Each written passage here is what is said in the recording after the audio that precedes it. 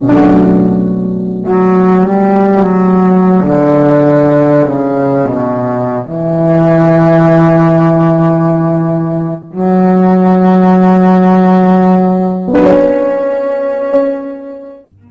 ano de 1892, nascia em Quebrangulo, uma pequena cidade do agreste alagoano, Graciliano Ramos.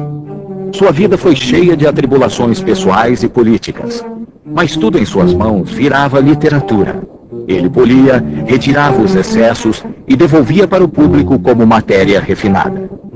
Considerado um dos maiores escritores da língua portuguesa, seu livro Vidas Secas é uma das obras-primas da literatura nacional. Morto em março de 1953, Graciliano continua sendo referência das mais importantes para a cultura brasileira, seja como escritor, seja como um homem que não se dobrava diante das pressões do mundo. A primeira coisa que eu guardei na memória foi um vaso de louça vidrada, cheio de pitombas, escondido atrás de uma porta. Ignoro onde o vi, quando o vi, e se uma parte do caso remoto não desaguasse no outro posterior, julgá-lo-ia sonho. Inculcaram-me nesse tempo a noção de pitombas, e as pitombas me serviram para designar todos os objetos esféricos. Depois me explicaram que a generalização era um erro, e isso me perturbou.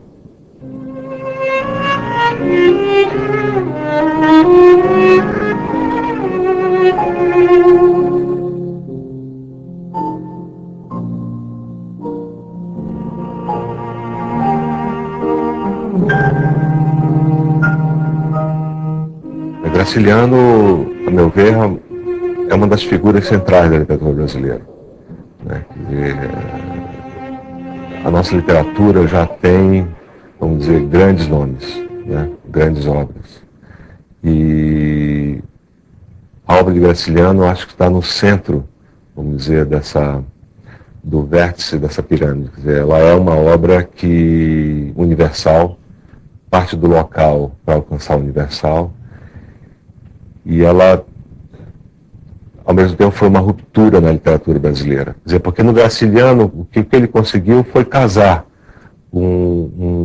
a expressão, né, com aquilo que ela se refere da linguagem. Quer dizer, há um casamento aí perfeito entre o estilo, né, entre a linguagem e a realidade que ela quer exprimir. Né, que ele soube, vamos dizer, falar do essencial dos dramas humanos, né, de uma forma concisa e deixar apenas o caroço mesmo.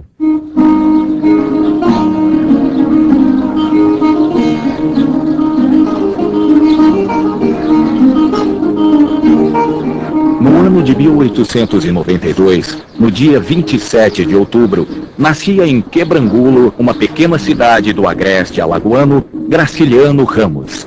Filho de Sebastião Ramos e Maria Amélia Ramos, ele foi o primeiro de uma família de 16 filhos. Quando Graciliano tinha 2 anos de idade, a família se muda para Buíque, cidade no interior de Pernambuco. Buíque tinha a aparência de um corpo aleijado. O largo da feira formava o tronco. A Rua da Pedra e a Rua da Palha serviam de pernas, uma quase estirada e outra curva, dando um passo, galgado, um monte. A Rua da Cruz, onde ficava o cemitério velho, constituía o braço único, levantado, e a cabeça era a igreja, de torre fina, povoada de corujas. Em 1900, Graciliano muda com a família para Viçosa, em Alagoas, indo em seguida para Maceió, onde continua seu estudo. Ele não concluiu aquele antigo 2º grau. Ele não concluiu o que seria hoje ensino médio. Ele não chegou a concluir. Eles todos se mudaram, a família toda se mudou para Palmeira, e o pai era negociante. Ele, enquanto estava na loja do pai, ele se esmerava na literatura. Essa paisagem da infância, vamos dizer, que é crucial para o escritor. Quer dizer, o que ele vivenciou naqueles momentos de formação. Né? Quer dizer, quando ele também conhece o mundo e se conhece para o mundo. Quer dizer, quando ele se abre para o mundo. Aos 11 anos experimentei grave desarranjo. Atravessando uma porta, choquei no batente, senti dor aguda. Examinei-me, supus que tinha no peito 2 tumores. Nasceram-me pelos, emagreci, e nos banhos coletivos no Paraíba, envergonhei-me da nudez. Em 1915, aos 22 anos, parte para o Rio de Janeiro, onde trabalha como revisor e cronista em alguns jornais cariocas. Os primeiros escritos do Graciliano Ramos são escritos de jornal. Eles têm uma relação assim bastante estreita com a literatura realista do século XIX, né?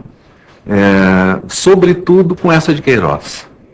Neste mesmo ano, por causa de um surto de peste bubônica, que matou alguns familiares seus, ele retorna para Palmeira dos Índios.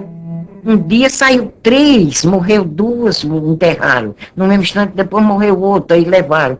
Ficava e o povo trancava a porta. Ainda em 1915, casa-se com Maria Augusta, com quem tem 4 filhos. Mas ela viveu tão pouco. Quando Maria Augusta, filha, nasceu, ela morreu de parto. Viúvo, Graciliano permanece em Palmeira dos Índios, trabalhando na loja de tecidos da família e dando aulas para as crianças. Eu agradeço o que eu sei hoje, assinar meu nome a ele. Apesar do pai me botou em vários colégios aqui, eu, pelo menos pela prática, aprendi o resto. Em 1927, conhece Heloísa, sua segunda esposa. Neste mesmo ano, entra para a política. Em 1928, ele foi prefeito aqui de Palmeira dos Índios. Em 1928, passou 2 anos da prefeitura. Depois ele mesmo se demitiu da prefeitura. Seus relatórios são conhecidíssimos, não é? Para aquele tempo, ele escrevia bem. Eu acho que a linguagem, o estilo do relatório já, vamos dizer, já aponta ali para um grande escritor. Eu acho que os relatórios serviriam assim como uma espécie de pré-texto, de texto que antecede o que vem depois. Excelentíssimo senhor governador, eu trago a Vossa Excelência um resumo dos trabalhos realizados pela Prefeitura de Palmeiras dos Índios em 1928. Não foram muitos, que os nossos recursos são exíguos. Assim minguados, entretanto, quase insensíveis ao observador afastado que desconheça as condições em que o município se achava, muito me custaram. Então, todos os jornais do Rio, os melhores jornais, publicaram esses relatórios. E caíram nas mãos do Augusto Frederico Schmidt, né, que era editor. E leu e achou que ele estava diante de um romancista, que esse autor desses relatórios, esse prefeito, devia ter um romance na gaveta. E ele tinha mesmo, que era Caetés. Após a renúncia, Graciliano Ramos muda para Maceió, onde assume o cargo de diretor da imprensa oficial e faz contato com escritores e intelectuais que integraram a chamada Geração de 30. O Graciliano Ramos, ele é localizado pela história literária nessa fase do modernismo, né? A segunda fase do modernismo, que é chamada, né, do romance regionalista, ou então do ciclo do romance nordestino. Na verdade, a questão da linguagem modernista já está mais incorporada, deixa de ser a grande bandeira, e a questão política aflora, não é? Especialmente na prosa, que é, na verdade, o gênero que mais se destaca nesse momento, com particularidades muito próprias. Em 1934, depois do sucesso de seu primeiro romance, Caetés, Graciliano Ramos publica São Bernardo. Depois ele é nomeado diretor da Instrução Pública, né, do Estado de Alagoas, que era o secretário de Educação. Né? E é dessa função que ele é levado preso em 1936.